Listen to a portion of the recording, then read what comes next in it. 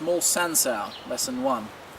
This is where we get into the self-defense area. This is the form, the fighting form from Tai Chi. All the same principles here you should adhere to as what you should have learnt in the slow form. You should be learning at least the basic structure of the slow form before starting the small San Sau. So just make sure everything's straight, keep your back straight. So I'm not going to go over too much detail of the same stuff that I've covered in the slow form, because you should be learning that first. You shouldn't be jumping straight into the small San Sau. So I'll just quickly talk about that, very quickly. The pelvis is always tucked under, so your lower back's flat, never like this. Just keep it tucked. Keep a bend in the knees whilst you're going through the form, so don't lock your knees out. Just try to keep everything as upright as possible, so don't lean forward or lean back, any of this. Just keep an upright posturing to your form. Okay, first thing we do in small San Sau is just swiveling on the heels, that's it. Keep the weight always in your heels. If you're moving, such as doing a swivel like that, the weight is in the back part of your heel, right back here. If you're into a stance for some kind of martial application, your weight then is on the front part of your heel. So the first part is just this. Just learning how to use our center to power movement of the arms.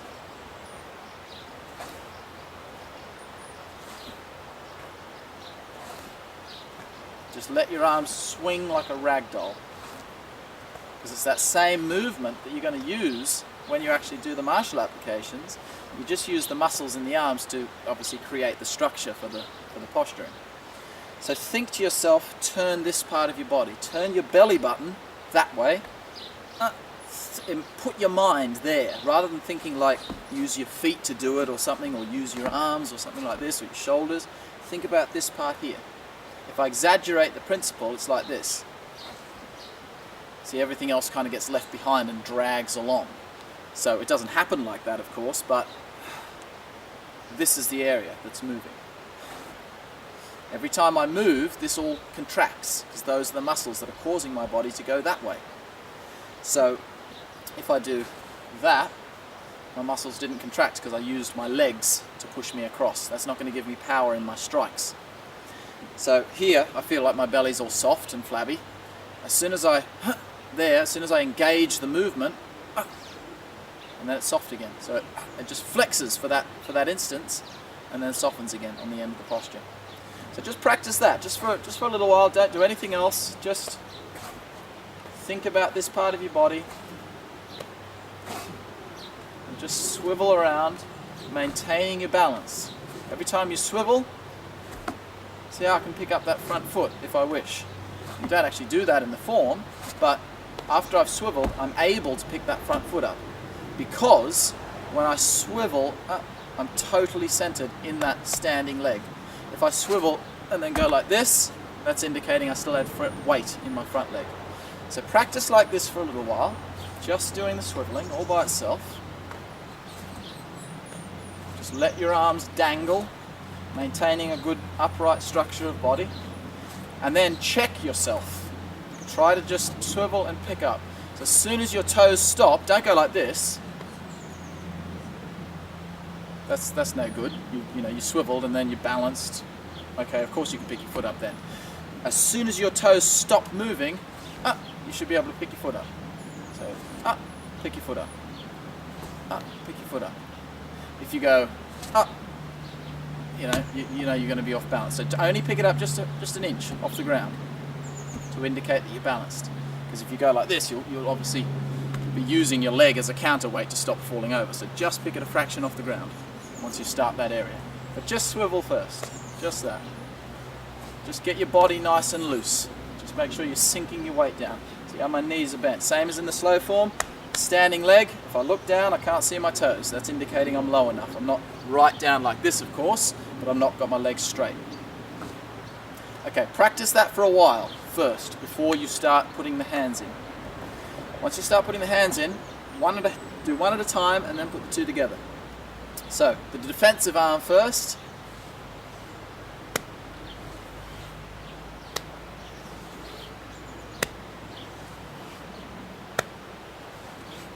See how after I've done the strike, I just drop the hands.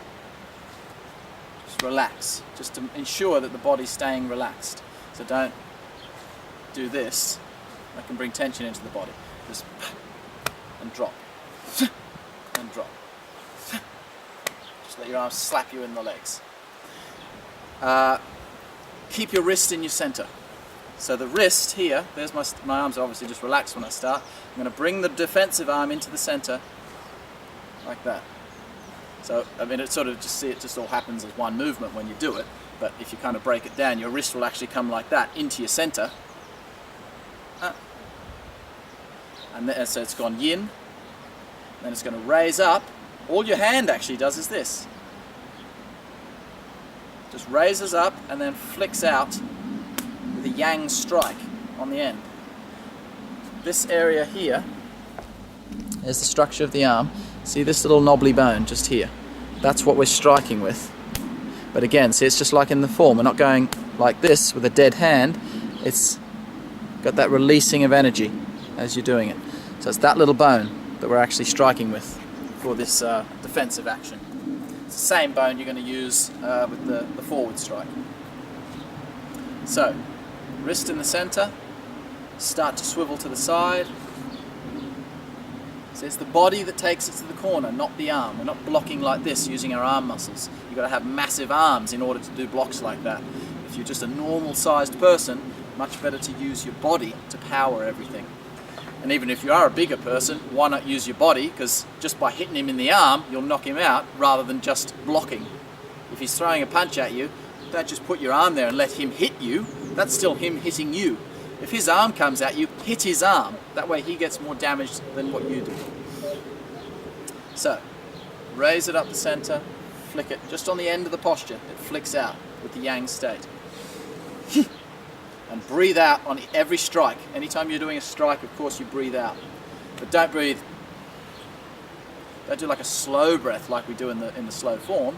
Go, just and like a little explosive breath. We're not doing it fully explosively yet, we're just learning the structure. So we're not, that's a full explosive breath. We're just make a little sort of a sound, just to get a difference between doing the slow, fluent form to the more martial form. Just bring up a bit more martial energy into your body. So, wrist in the center, turn your body, strike. The wrist is in your center the whole time, in line with your nose. And it's right, your palm is then in front of your face. So don't let it go too far out. This is where the punch is coming from. You're dealing with a big swinging punch like that. Typical street punch that someone will come up to you, grab you by the scruff of the neck, smack you in the face like that or something. So that's the punch that, obviously the punch is going to be coming from either one of the corners. They're not coming from the front, and obviously not 90 degrees. The guy would have to be over there to hit you from that angle. So you're bringing it up, strike. So it's just on the end of the posture. Drop the arm, same thing on the other side. Wrist in the center, yin, strike. It's the body making the movement happen. Drop, strike.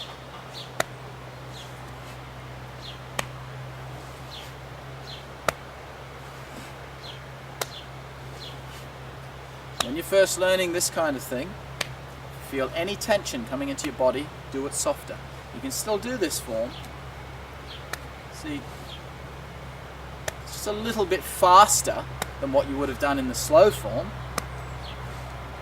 but you're still not putting power into it. If you try to put power in straight away before you've got the body mechanics right and the structure, that can bring excess tension into your body. So try to keep everything loose.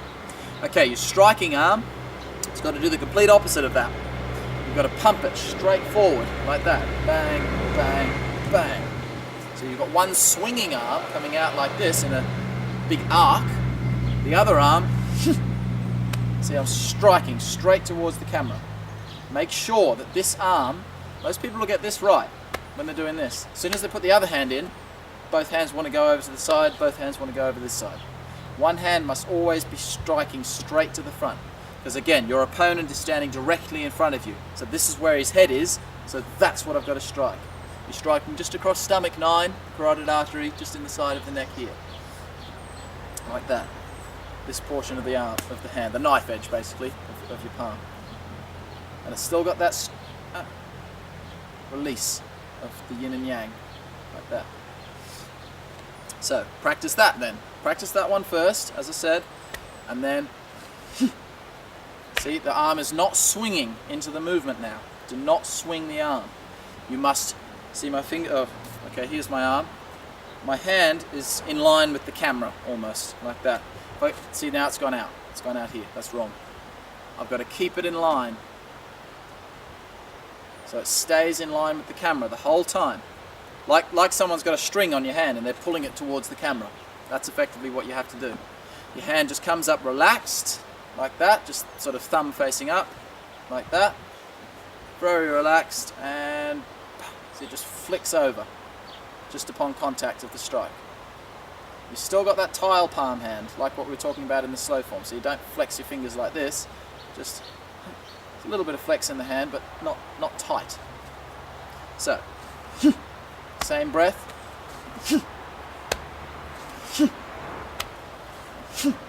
See how if you're doing it right, there's a little flick of the fingers indicating that yes, you're doing a strike with this portion, but your fingers are still loose.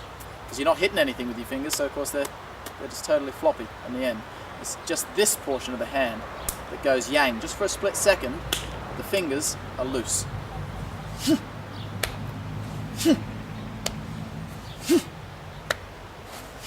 Make sure you keep your body straight, keep your bum tucked under. Now that you're thinking about your hands, don't forget about the structure of your body.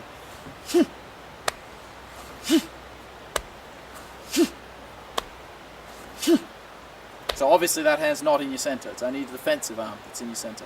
Okay, putting the two together, basically just doing the two together, very simple. So we get like that.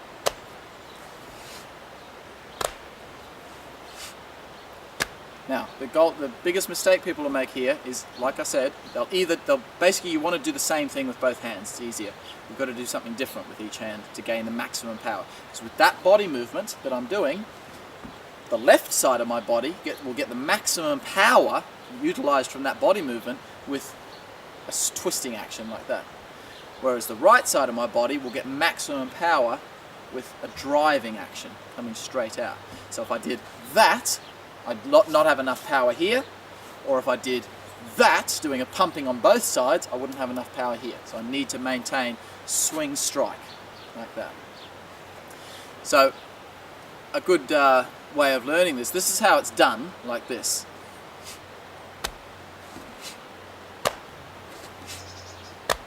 See how I'm getting that sweeping action? Bang. See, it's kind of like my fingers of my blocking hand are actually, like there's the camera, I'm brushing them past the camera. It's good to do it in front of a mirror, or you can do it with a partner if they're training at the same time. Brush your fingers like as if they're sort of just scraping underneath the jaw of yourself in the mirror, just like that, and then as it goes out to where the arm would be, bang, you hit him in the neck. So just brush his neck with your fingers to make sure you're not actually doing a strike there. The strike for this hand is over here, into his arm. But to make sure you're not doing this kind of an action and just blocking up, that's just a block. We don't want to block, we want to strike. If I do that, see there's just passing the camera, that will make sure I'm getting that correct arc happening. So brush the neck, slam the neck.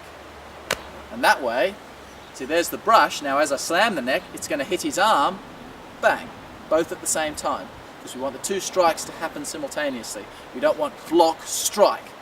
There's less power in that because I'd have to go block, now I'd have to load or something, or I'd have to do this and then this. I'm turning my body this way, so obviously, bah, they both have to hit at the same time. Your opponent won't expect that either. They'll expect something like a block and then a punch to come through afterwards. So any defensive, whatever you happen to be doing, whether it be the same arm, defense and attack, or block and strike, whatever, always at the same time. Or so fast that it's practically at the same time. So, keep it relaxed. Remember? Breathe out.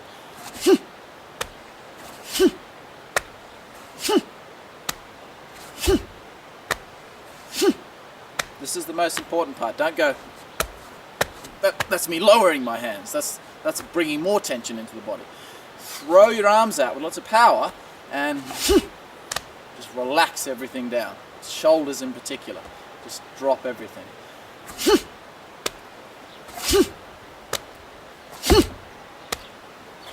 And still same principle. See, I'm totally centered in that left leg. Even when I'm doing it with the arms and with the power, I'm centered in that left leg. Okay, thank you. That's end of lesson 1 for the small San Sau.